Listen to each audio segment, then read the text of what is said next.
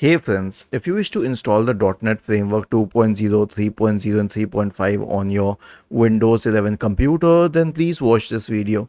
Now, if it would have been a further version, I have already created a video on it that you have to install it through the .NET website. But for these frameworks, here's what you have to do. Search for Windows features in the Windows search bar and go to turn Windows features on or off. Wait for it to load. Expand this option for .NET Framework 3.5 includes 2.0 and 3.0. Let us verify. Yes, it includes all the three frameworks. Check this box, check this box, check this box.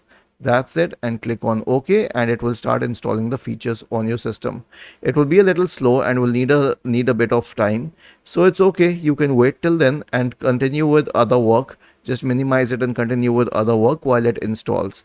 But if you had to install a higher version, then you would have to install it from the .NET website first and then activate it on the same page. Usually it is activated. Now the reason that that these three frameworks are not activated by default is that you do not usually require them, and these are obsolete standards, so that is why they are not activated by default. Was this helpful? If yes, then please subscribe to the channel. If not, then let us know in the comment section of the video on how we could help you further. Thank you for watching this video and have a nice day.